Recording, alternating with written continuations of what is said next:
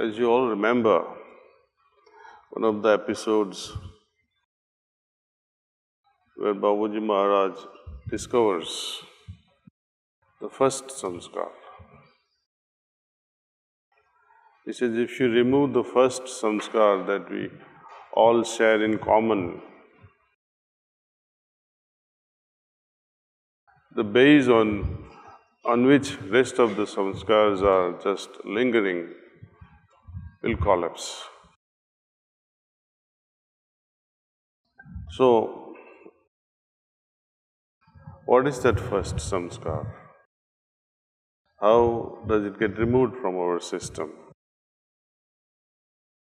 Well, of course, every samskara gets removed through cleaning.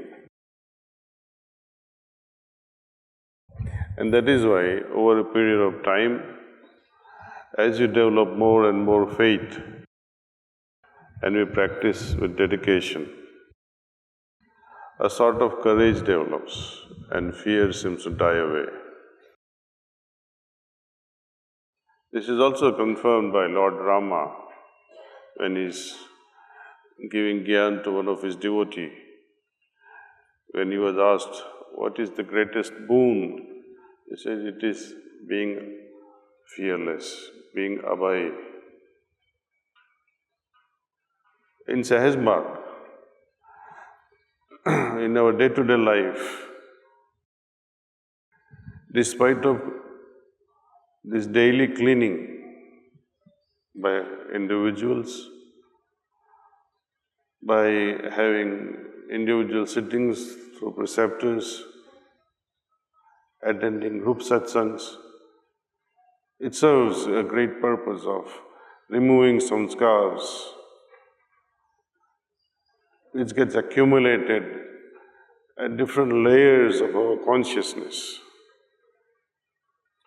Daily samskaras, daily impressions are easy to remove through our evening cleaning process. A bit deeper layer of samskar can be removed through the help of our preceptors. Even deeper levels of samskars, our masters are able to help. These are the samskars which haunt us life after life. But what do we understand of samskara? When we remove samskars, what happens? Let us say you had an argument with someone, or you had such a very pleasant experience with someone in discussions. You have a memory associated with such encounter. Would the removal of memory or forgetting such a memory be equivalent to removal of samskars? No.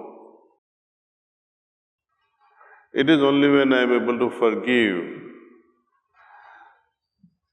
the bitter experience that I had because of some interaction with someone. I may remember the encounter with someone which is displeasing, but totally removing the emotional part of it amounts to not forming impression. It is the emotional burden that is associated with our memory that creates some samskara. Emotional burden means I am saturated with so much of dislikes or likes. Only two things. So in our day-to-day activities, moment to moment, how vigilant are we with our reactiveness? Are you still reacting, or are you in osmosis with the source?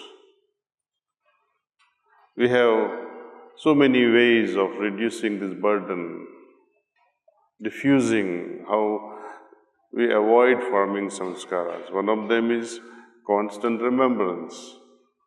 When we are in absolute state of constant remembrance, when we are in osmosis with our Maker, with our Master's remembrance, with deep love, in the heart. When we are performing our acts with utmost devotion, then we do not form samskaras.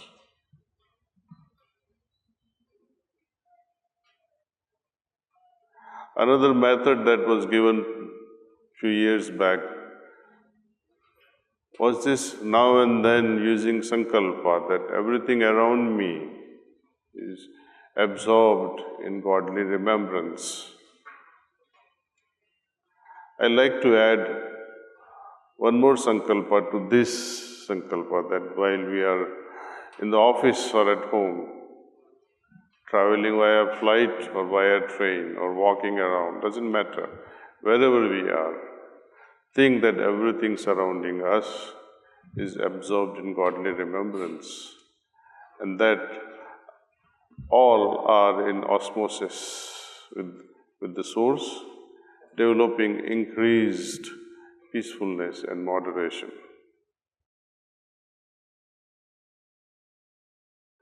While remaining in osmosis with our Source, have this Sankalpa that things around me are becoming more peaceful, everything are developing moderation.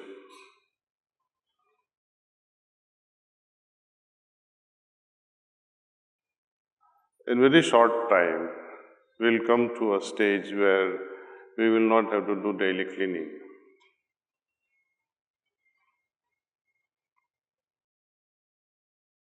Cleaning means you continue to collect dust in your consciousness.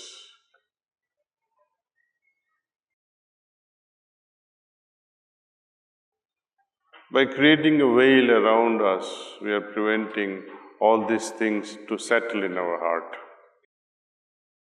It's not that we avoid doing anything. We continue to work in the best possible way in our work environment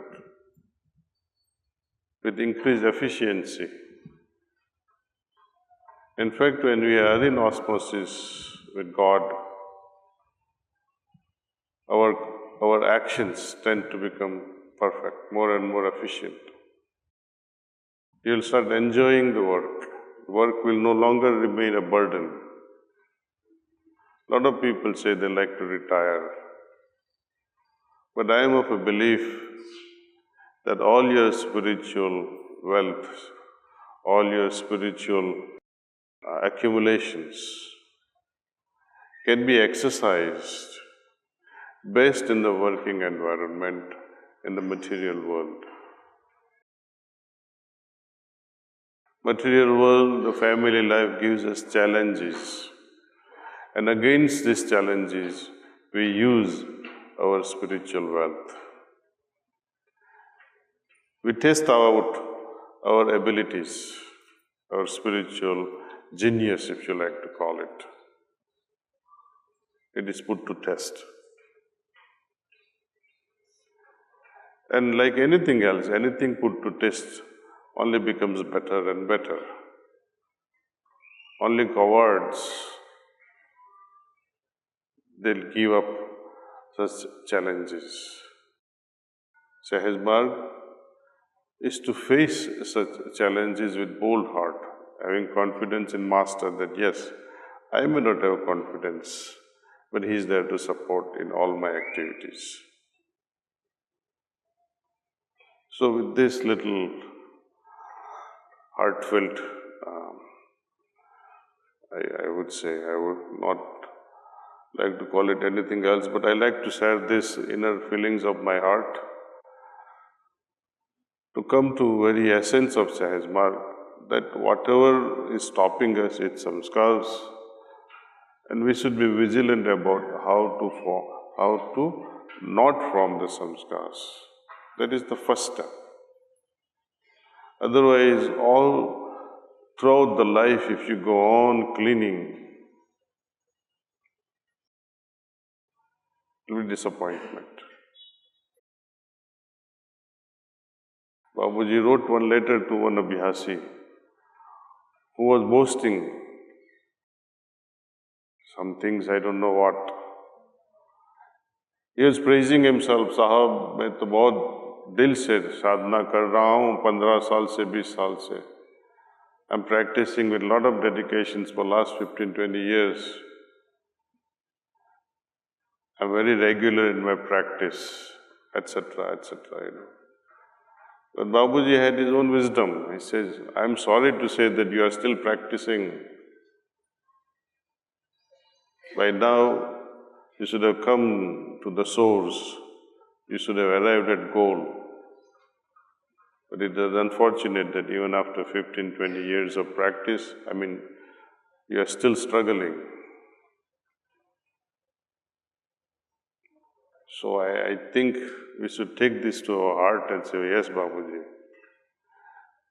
We'll make sure that our lifestyle will be of such a high order that need for meditation to regulate mind will stop.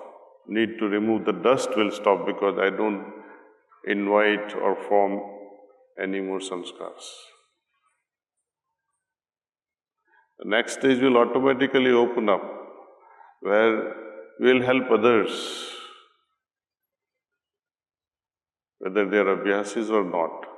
But our lifestyle will somehow touch their hearts. Anyway, enough for today.